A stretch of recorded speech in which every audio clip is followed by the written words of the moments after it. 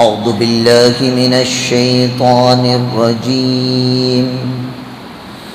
بسم الله الرحمن الرحيم. أرأيت الذي يكذب بالدين فذلك الذي يدع اليتيم ولا يحض على طعام المسكين فويل للمصلين الذين هم عن صلاتهم ساهون الذين هم يراءون ويمنعون الماعون. صدق اللہ العظیم. تمام تعریفیں اس پاک پروردگار عالم کے لیے جس نے انسان کو قرآن مجید جیسی پاکیزہ کتاب عطا فرمائی. درود و سلام و آقا مدنی سرکار دو عالم حضرت محمد الرسول اللہ صلی اللہ علیہ وسلم کی ذات پر، جن کے ذریعے سے اللہ تبارک و تعالیٰ نے ہمیں قرآن مجید کو سمجھنے کا طریقہ اور سلیقہ سکھایا. حضرات گرامی قدر، شروع کی 3 آیتوں کی تقریباً تفسیر ہو چکی ہے. پہلی آیت میں اللہ تعالیٰ نے سوال فرمایا، کیا تم اس شخص کو نہیں دیکھتے جو یوم جزا اور سزا کو جھٹلاتا ہے؟ دوسری آیت میں فرمایا، وہ وہی لوگ ہیں، وہ وہی انسان ہیں جو یتیموں کو دھکا دے کر نکالتے ہیں. تیسری آیت میں فرمایا، وَلَا يَحُضُّ عَلَىٰ طَعَامِ الْمِسْكِينِ، مسکین کو، بھوکوں کو کھانا کھلانے کی ترغیب کی بات نہیں کرتے. ان تینوں آیتوں پر اگر غور کیا جائے تو تینوں کا تعلق حقوق العباد سے ہے. حقوق العباد کسے کہتے ہیں؟ حق کا جمع حقوق، یعنی بہت سارے حق. حقوق اللہ، اللہ کے حق. حقوق العباد، بندوں کے حق. ایک بندے کو یتیم ہے تو اس کی پرواہ کرنا، یہ بندوں کا آپس میں ایک دوسرے پر حق ہوتا ہے. غریب، مسکین، لاچار لوگوں کی خبر گیری کرنا، یہ اللہ کے بندوں کا حق ہوتا ہے. اور دین کا جھٹلانے والا، یوم جزا کے بدلے کے دن کا جھٹلانا، یتیموں کی پرواہ نہ کرنا، غریب اور مسکین کی خبر گیری نہ کرنا، ان تینوں کے بارے میں فرمایا کہ یہ ضعیف دین ہے، یعنی دین میں کمزوری ہونے کی علامت ہے. یہ سارے حقوق العباد سے تعلق رکھتے ہیں. اس کے بعد اللہ تعالیٰ نے باقی کی جو 4 آیتیں بیان فرمائی، اس میں حقوق اللہ کا تذکرہ ہے. حقوق اللہ یعنی جس میں اللہ تعالیٰ کا حق بیان کیا گیا. پہلی آیت، فویل للمصلین، بڑی خرابی ہے ان نمازیوں کے لیے. بعض لوگ، بعض علماء اپنے بیانات میں آدھی آیت کو بیان کر کے بات کا بتھنگڑ بنا دیتے ہیں. اگر کوئی آدمی صرف یہ آیت کو بیان کرے، فویل للمصلین، نمازیوں کے لیے تباہی ہے، تو آدمی سوچے گا کہ نماز نہیں پڑھنا چاہیے، اس میں تو انسان تباہ اور برباد ہو جاتا ہے. اسی طرح بعض جگہ پر اللہ تعالیٰ نے قرآن میں ایک اور جگہ پر فرمایا، یا ایھا الذین آمنوا لا تقربوا الصلاۃ، اے ایمان والو نماز کے قریب بھی مت جاؤ. اگر اتنا سنیں گے تو بات ادھوری سمجھ میں آئے گی، لیکن اس کے بعد کا جملہ ملا کر پڑھیں گے یا ترجمہ پڑھیں گے تب پوری بات سمجھ میں آتی ہے. لا تقربوا الصلاۃ، تم نماز کے قریب مت جاؤ، وانتم سکارا، درا حالے کہ تم نشے کی حالت میں ہو. یعنی نشے کی حالت میں آدمی نماز پڑھے تو اس کی نماز نہیں ہوتی. لیکن لا تقربوا الصلاۃ اگر پڑھتا ہے، نماز کے قریب مت جاؤ تو نماز نہ پڑھو. اس لیے کہ آج کل ہمارے محلے میں رمضان جیسی ہی آتا ہے، جیسے بارش میں مینڈکوں کی کمی نہیں ہوتی، ایسے ہی رمضان میں مفتیوں کی کمی نہیں رہتی. آج کل شام میں 2 صاحب آئے اور آ کر مجھ سے کہنے لگے، حضرت ہمارا ایک دوست مسئلہ بیان کریا. کیا بھئی مسئلہ؟ بولے جتنے جنے مغرب کی اذان سے پہلے افطار کر رہی، ان کا روزہ نہیں ہوا. ارے رے، یہ کیسی بات ہوئی؟ کیسے نہیں ہوا؟ تو اس کی دلیل تھی جو سامنے والا مفتی تھا۔ قیامت کی نشانیوں کے قریب ایک نشانی میرے نبی نے فرمایا، بے تکے لوگ فتوے دینے شروع کریں گے، یہ وہی دور چل رہا ہے۔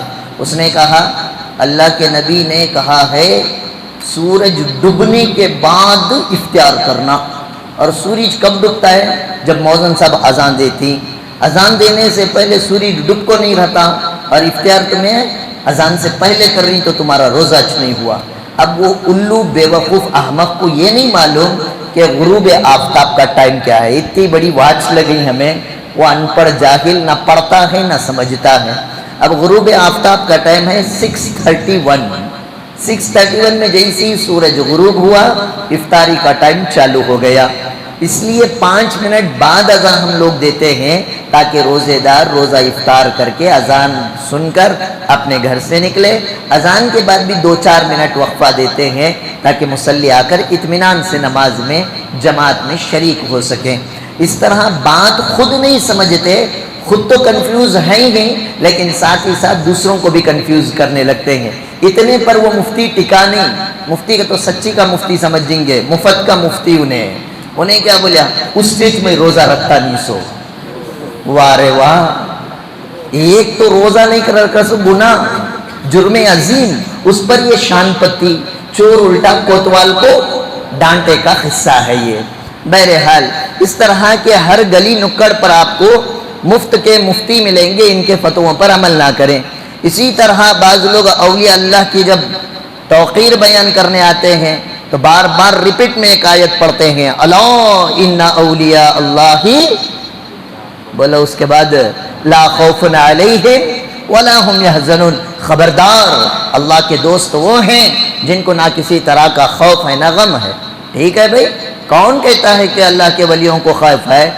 اس کے بعد کی آیت پڑھو، اللہ کے ولی کون یہ تو پتا کرو، لیکن یہ آیت پڑھ کر اپنے آپ کو ولی یا ولی کا خاص آدمی ثابت کرنے پر لگ جاتے ہیں۔ لیکن آگے کی آیت میں اللہ فرماتے ہیں الذین آمنوا وکانوا یتقون، اللہ کا ولی تو وہ ہے جو مضبوط ایمان والا ہو اور اس کی زندگی کے اندر تقوی جھلکتا ہو۔ اور یہاں پہ کیسا، کون کتنا بڑا بے نمازی انہیں وتا بڑا پیر، کون کہتے کم کپڑے پہنتا ہے اس کا وتا بڑا معجزہ اور کرامت، کون کہتے تھے موٹے موٹے لمبے لمبے اما بھانا کے گالیاں دیتا ہے انہیں وتا بڑا بزرگ، کون پان کھا کو روزے کی حالت میں رمضان میں بھی منہ لال کر لے کو مرید کو تھوک ڈالتا ہے انہیں وتا بڑا ولی۔ اور آپ لوگ سمجھ گئے ہوں گے یہ صفات کہاں پائے جاتے ہیں، چنتا منی کے علاقے کی طرف آپ دھیان دوڑا لیں۔ بہرحال ایسے سب لوگوں کو ہم نے ولی بنا لیا، کیوں؟ آیت کو آدھا پڑھے آدھا نہیں پڑھے۔ الذین آمنوا وکانوا یتقون اگر سمجھ جاتے تو معلوم ہوتا یہ ننگے پیر کبھی اللہ کا ولی نہیں ہو سکتا۔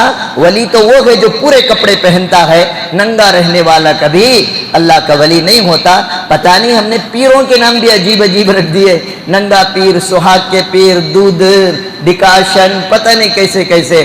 اگر میں تو اتنا کہتا ہوں اگر آپ سچی میں ولیوں کے عاشق ہیں تو آپ اپنے بچوں کے نام رکھو، پہلے بچے کا نام رکھو سہاگ کے پیر، دوسرے بچے کا نام رکھو ننگے پیر، تیسرے بچے کا نام رکھو گدھے شاہ، چوتھے بچے کا نام رکھو بھینسے شاہ۔ ان سب درگاہوں پر جا کر ماتھے ٹیکتے ہیں۔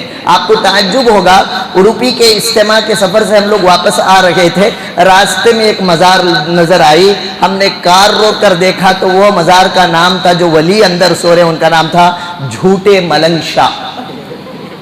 اللہ کا ولی کوئی جھوٹا ہو سکتا ہے؟ پتہ نہیں کیسے کیسے پیر بنا لیے ہم نے۔ وجہ یہ ہے کہ ہم نے قرآن مجید کی آیت کو مکمل نہیں سمجھا، اس لیے کہا جاتا ہے قرآن کی جب آیتوں کو پڑھیں اس کے ترجمے کو، اس کی تفسیر کو سمجھیں، اس کے سیاق اور سباق کو بھی پڑھیں، آگے پیچھے کے آیتوں کو پڑھیں، ورنہ درمیان میں پڑھیں گے تو حال یہی ہوگا۔ کوئی آدمی پیٹ دکھا کر پوچھے بتا یہ بھینس کا کہ ہتھی کا، نہ سر دکھ رہی ہے نہ دم دکھ رہی ہے، تو انہیں کنفیوز ہوتا ہے ہتھی کا اور بھینس کا پیٹ سیم دیکھنے میں ایک ہی نظر آتا ہے۔ اس طرح کی کنفیوژن کی زندگی نہ گزاریں۔ اللہ تعالیٰ نے تبیان لکل شیء، قرآن میں ہر چیز کو اللہ نے کھول کر بیان کیا ہے۔ وعلمہ البیان، اللہ نے فرمایا یہ قرآن یہ وہ کتاب ہے جس میں اللہ تعالیٰ نے ہر چیز کے علم کو کھول کر بیان کیا ہے۔ تو اس قرآن کو پوری طرح پڑھنے کی کوشش کریں۔ اگر صرف آپ فویل للمصلین پڑھیں گے، آگے کی آیت الذین هم عن صلاتهم ساہون نہیں پڑھیں گے تو آدمی یہ سوچے گا کہ نماز پڑھنے والا ہلاکت میں ہے، بربادی میں ہے، خرابی میں ہے۔ لہٰذا فویل للمصلین کی تفسیر میں سمجھیں، ویل کے دو معنی ہیں۔ ویل کے کتنے معنی ہیں؟ دو معنی ہیں۔ ایک ہے خرابی کے معنی میں آتا ہے، ہلاکت اور بربادی کے معنی میں آتا ہے۔ جیسے آپ سنے ہوں گے وَيْلٌ لِكُلِّ هُمَزَةٍ لُمَزَّةٍ وَيْلٌ لِلْمُطَفِّفِينَ، یہ جتنی جگہ وائل کا لفظ استعمال فرمایا ہلاکت اور خرابی کے معنی میں آتا ہے۔ اسی طرح بعض مفسرین نے فرمایا وائل یہ ایک جہنم کے اندر ایک باوڑی، ایک کنواں ہے، اس کنویں کو وائل کہا جاتا ہے۔ اور انگریزی میں باوڑی کو کیا بولتی؟ ویل بولتی ہیں، انگلش میں بھی وہی بولتے ہیں، عربی میں بھی جہنم میں ایک کنواں ایک باوڑی ہے، اس کو ویل کہا جاتا ہے۔ یہ اتنی خطرناک اور ڈینجر کنواں ہے، باوڑی ہے کہ جہنم بھی اس باوڑی کے عذاب سے پناہ مانگتی ہے۔ تو ویل کے دو معنی ہیں، ایک خرابی کے ہیں، ایک جہنم میں دردناک عذاب دیے جانے والی کنویں کو بھی، باوڑی کو بھی ویل کہا جاتا ہے۔ آگے اللہ تعالیٰ فرماتے ہیں ہلاکت ہے، بربادی ہے ان نمازیوں کے لیے الذین هم عن صلاتهم ساہون، جو اپنی نمازوں کو بھلا بیٹھتے ہیں، جو اپنی نمازوں کو بھلا بیٹھتے ہیں۔ شروع کی 3 آیتیں تھیں بندوں سے تعلق رکھتی تھیں، اور یہاں سے نماز کے ذریعے سے تعلق کس کا جم گیا؟ اللہ تبارک و تعالیٰ کا۔ اللہ تبارک و تعالیٰ نے انسان کو جو پیدا کیا، پیدا کرنے کا مقصد اللہ تعالیٰ کی بندگی، اللہ تعالیٰ کی عبادت ہے۔ اگر کوئی آدمی اسی کو بھول گیا، کان جی اثر میں دکھے نہیں، اور یہ بھول گا حضرت، کام میں چلے گا تھا، کھیلنے میں راجیو گاندھی میں اتنا بزی تھا، اثر کیسا گئی معلوم ہی نہیں ہوا۔ بعض لوگوں کے جملے ہوتے ہیں، یاد رکھیں یہ منافق کی علامت ہے۔ کس کی علامت؟ منافق معلوم، زبان سے تو اپنے آپ کو مومن کہتا ہے لیکن دل سے اسے ایمان مکمل ہو کے نہیں رہتا۔ اور ان المنافقین فی الدرک الاسفل من النار، اللہ نے فرمایا ایسے منافقوں کو اللہ تبارک و تعالی دوزخ کے سب سے نچلے حصے میں بہت دردناک عذاب تیار کر رکھے ہیں۔ اللہ تعالی ہم سب کی نفاق سے حفاظت فرمائے۔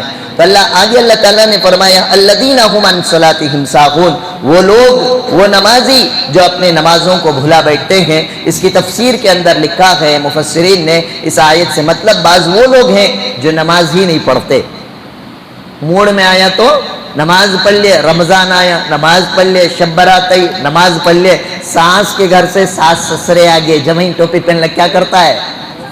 نماز کو آ جاتا ہے۔ الذین هم یراؤون، یہ وہ لوگ ہیں جو لوگوں کو دکھاوے کے لیے نماز پڑھتے ہیں، اور لوگوں کے دکھاوے کے لیے عمل کیا جانے والا عمل شرک کہلاتا ہے۔ آگے حدیث بیان کروں گا۔ اسی طرح فرمایا بعض مفسرین نے جو غفلت میں نمازوں کو چھوڑ دیتے ہیں، سو گا تھا معلوم ہی نہیں ہوا کب اذان ہو گئی، یہ لوگ بھی اسی ضمن میں آتے ہیں۔ اسی طرف فرمایا بعض وہ لوگ ہوتے ہیں جو نمازیوں کے ساتھ ہوتے ہیں تو نماز پڑھ لیتے ہیں، جہاں کوئی پوچھنے والا نہیں اور نماز یاد بھی نہیں آتی، دوستان کے ساتھ رہے، چل با نماز کو نہیں، چل با ساتھ میں آ جاتا، اس سے آتا ہے، وقت کا جنید بغدادی ہے۔ لیکن یہاں سے ہٹیا، گھٹنا گھٹی، گھومنے گیا اوٹی کو، نہ اذان سنائی دیتی ہے، نہ نماز کا خیال آتا ہے، پھر پلٹ کو والمکی نگر آیا آبادی چ آدھا تھا، ایو میں مسلمان، مسجد کو جا کو نماز بھی پڑھنا۔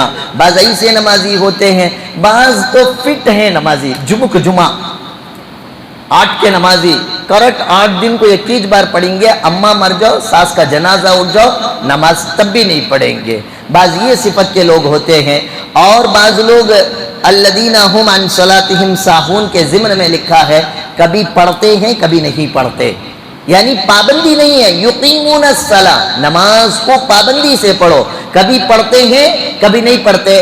4 مرتبہ تو ظہر اثر مغرب یجمان بھیجتی جابا پڑھ لے کر کو، اس لیے جامع مسجد میں پڑھ لیتا ہوں حضرت میں. فجر با یجمان اٹھا بھیجتے نہیں، میں آتا نہیں. یہ معاشرے کے حالات ہیں، یہ ہم میں جو بیٹھے ہیں، یہ ہمارے اندر یہ صفاتیں، یہ کوالٹیاں پائی جاتی ہیں.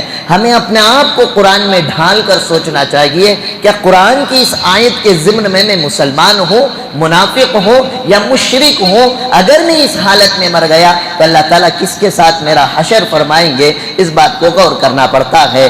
اور بعض مفسرین نے فرمایا الذین هم عن صلاتهم ساہون کے معنی میں یہ ہے فرصت ملی تو نماز پڑھتی، فرصت نہیں ملی تو. اب آئی ٹی کمپنی والے غور کر لیں، یجمان چھوڑتا ہے نہیں چھوڑتا. ظہر تو پڑھ لیتے ہیں لنچ ٹائم کے اندر، اثر میں نہیں ہوتا حضرت. فل شیڈول بزی رہتا ہے، وہاں سے کو گھر پہنچے تک کیب میں مغرب ہو جاتی. روزانہ اثر میری قضا ہوتی ہے. کبھی پڑھتے ہیں کبھی نہیں پڑھتے، فرصت ملی تو پڑھ لے ورنہ پڑھنے کا موقع نہیں ہوتا. اور بعض مفسرین نے فرمایا نماز تو پڑھتے ہیں لیکن وقت کا لحاظ نہیں کرتے. نماز اذان ہوئی 15 منٹ آدھا گھنٹہ پہلے اذان دی جا رہی ہے تاکہ آپ تیار ہو کر مسجد میں آئیں، جماعت کے ساتھ نماز پڑھیں. لیکن ہم لوگ 1.5 گھنٹے کی جماعت کا تو تیاری ظہر کی کب کرتے ہیں؟ 1 گھنٹے اذان ہو گئی، آدھا گھنٹے کا گیپ دیا جا رہا ہے، لیکن ٹائم دیکھتے چلتے 1.5 ابھی 25 ابھی 5 منٹ ہیں. کئی کو جماعت کھڑنے انہیں نکلتا سوچی 31 کو کو انہیں خادیان کے دفتر کو جا کو سوسو کر کو فائر بریگیڈ میں پورے انگار بجھا کو وضو گیزو کر کو آئے تک امام صاحب سلام پھر کو دعا پڑھ کو باہر جاتے رہتی. انہیں کو جب نماز پڑھتا ہے تو اس نے وقت کا لحاظ نہیں کیا.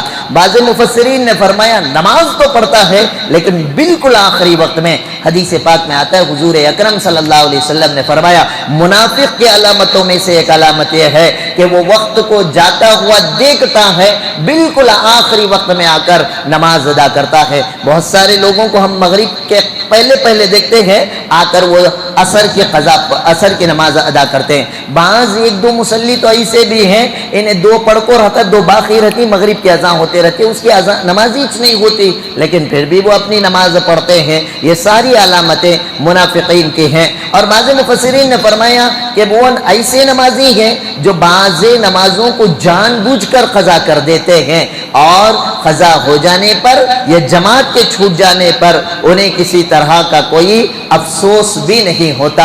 اور بعض مفسرین نے فرمایا ان سے وہ نمازی مراد ہیں جو نماز تو پڑھتے ہیں لیکن ان کی نماز میں ان کی سستی نظر آتی ہے. اور یہ نظارہ آپ کو دیکھنا ہو تو تراویح پیچھے کی صف میں پڑھو، عجیب مصلیاں رہتی، 4-6 رکعت تک مست پڑھتے رہتے، 7ویں 8ویں رکعت سے چالو کبھی یہ منڈا جھک جاتا ہے کبھی یہ منڈا جھک جاتا ہے، کبھی یہ ٹانگ ٹائٹ کبھی یہ ٹانگ ڈھیلی، ایسا سرکس کرتے رہتا ہے. علمان الحفیظ اس کو فرمایا یہ سستی والی نماز ہے، ایسی نمازی کو بھی ہلاکت ہی ہلاکت ہے. اور آگے بعض مفسرین نے فرمایا بعض لوگ نماز تو پڑھتے ہیں لیکن نماز کے ثواب کی امید نہیں رہتی، یہ بھی منافق کی علامت میں سے ہے. نماز بھی پڑھو اور اللہ سے دعا بھی کرو کہ اللہ میں نے تو اپنی طاقت اور بساط کے مطابق نماز تو پڑھی ہے، آپ اس کو قبول بھی فرمائیں اور اس نماز کے بدلے میں آپ کا جو وعدہ ہے ثواب کا وہ نماز کا ثواب بھی ہمیں عطا فرمائیں. اسی کے بارے میں آگے فرمایا فویل للمصلین، خرابی ہے ان نمازیوں کے لیے الذین هم عن صلاتهم ساہون، جو لوگ نماز کے اندر غفلت کرتے ہیں، بے پرواہی کرتے ہیں یا بھول جاتے ہیں. اور بعض لوگ یہاں پر آ کر اس آیت سے آدھے پیندا آدھے لوٹے کی تفسیر کرتے ہیں. نماز اور ہلاکت ہے وہ نمازیوں کے لیے جو نماز میں سہو کرتے ہیں. سہو معلوم، نماز میں غلطی ہو گئے تو 2 سجدے کرتے ہیں، اسے کیا بولتے ہیں؟ سجدہ سہو، یعنی بھول والا سجدہ. نماز میں 2 رکعت میں اتحیات میں بیٹھنا تھا، بھول کر آپ تیسری رکعت کے لیے کھڑے ہو گئے، یا تیسری رکعت وتر کی تھی اس میں رکعت توڑ کر آپ کو دعائے قنوت پڑھنا تھا، بھول کر آپ رکوع میں چلے گئے تو یہ بھول جانا کوئی عیب نہیں ہے. الانسان مرکب عن الخطا والنسیان، انسان کو اللہ تعالیٰ نے خطا اور بھول کا پتلا بنا کر پیدا کیا ہے. انسان کی فطرت میں بھولنا ہے، بھول کر اگر غلطی ہوتی ہے تو یہ کوئی عیب کی چیز نہیں. اس لیے کہ بعض دفعے کہیں کہیں پر امام صاحبوں کو نماز میں غلطی ہو جاتی ہے، 2 رکعت میں بیٹھنا تھا، بھول کو 29 رکعت میں کھڑ جاتی، پیچھے والے سبحان اللہ الحمدللہ اللہ اکبر عجیب عجیب نعرے دیتے ہیں. اگر امام سے غلطی ہو جائے تو مقتدی یہ کہنا ہے کہ سبحان اللہ کہنا ہے. کیا کہنا ہے بھئی؟ سبحان اللہ. اس لیے کہ بہت ساروں کو دیکھا اللہ اکبر بول دیتے ہیں. اللہ اکبر نہیں بولنا ہے، سبحان اللہ. سبحان اللہ کا معنی اللہ پاک ہے، اللہ کے علاوہ انسان پاک نہیں ہے، اسی لیے اس سے غلطیاں ہوتی ہیں. غلطی صرف اللہ کی ذات سے نہیں ہوتی، یہ جملہ کہنا ہے. اگر نماز میں غلطی ہو جاتی ہے، سہو ہو جاتا ہے، بھول ہو جاتی ہے، یہ کوئی عیب نہیں ہے. اس لیے کہ اگر عیب ہوتا تو ہمارے نبی صلی اللہ علیہ وسلم سے سہو نہ ہوتا. اللہ تعالیٰ نے حضور اکرم صلی اللہ علیہ وسلم سے ایک مرتبہ سہو کروایا تاکہ امت کو مسئلہ معلوم ہو جائے کہ نماز میں اگر سہو ہو جائے تو اسے تشہد پڑھ کر ایک سلام پھیر کر 2 سجدے کر کے دوبارہ تشہد پڑھ کر اپنے درود ابراہیم اور دعائے معصورہ پڑھنے سے نماز کمپلیٹ ہو جاتی ہے. تو لہٰذا بعض لوگ یہاں پہ ساہون سے سہو مراد لیتے ہیں. سہو مراد لینا صحیح تعریف، صحیح تفسیر نہیں ہے. آگے اللہ تعالیٰ نے فرمایا الذین هم یراؤون، ہلاکت اور بربادی ہے ان نمازیوں کے لیے جو لوگوں کو دکھانے کے لیے نماز پڑھتے ہیں. کیوں؟ اس لیے کہ لوگ دیکھیں گے تو مجھے نمازی کہیں گے. نمازیوں کی الگ الگ کوالٹی ہوتی ہے. کچھ لوگ عزت کے لیے نماز پڑھتے ہیں، کچھ لوگ شہرت کے لیے نماز پڑھتے ہیں، کچھ لوگوں کی نظر میں اچھا بننے کے لیے نماز پڑھتے ہیں. دل کا حال اللہ کی بہتر جانتا ہے. جو کچھ بھی عمل کرے اخلاص للہیت کے ساتھ اللہ کے حکم کو پورا کرنے کے لیے کریں گے، اللہ تعالیٰ مفت میں عزت بھی دیں گے، مفت میں شہرت بھی دیں گے، مفت میں تمہاری ضرورتیں پوری کریں گے. لیکن نماز کا مقصد ہی لوگوں کا دکھاوا اور ریاکاری کرنا رہا تو ایسی نماز پر کسی طرح کا کوئی اجر اور ثواب نہیں ملتا. حضور اکرم صلی اللہ علیہ وسلم نے فرمایا من صلی یرا فقد اشرکا، جو آدمی اس لیے نماز پڑھتا ہے تاکہ لوگ دیکھ کر مجھے نمازی کہیں، مجھے اچھا انسان سمجھیں. اللہ کے نبی نے فرمایا فقد اشرکا، گویا کہ اس نے شرک کیا ہے. تو معلوم یہ ہوا نماز فقط اللہ تبارک و تعالیٰ کی ذات کے لیے کرنا ہے اور اللہ سے ہٹ کر لوگوں میں نام و نمود کے لیے، دکھاوے کے لیے یا اسی طرح غفلت کے ساتھ، سستی کے ساتھ نماز پڑھنے سے اپنے آپ کو بچانا چاہیے. اللہ تبارک و تعالیٰ سے دعا ہے اللہ تبارک و تعالیٰ ساری امتی مسلمہ بالخصوص ہم تمام احباب کو حقوق العباد کے ساتھ اللہ تعالیٰ کے تمام تر حقوق کی ادائیگی کے اللہ ہم سب کو توفیق عطا فرمائے. سبحان اللہ و بحمدہ، سبحانک اللہم و بحمدک، واشہد ان لا الہ الا انت واستغفرک واتوب الیک. سبحان ربک رب العزت عما یصفون وسلام علی المرسلین والحمد للہ.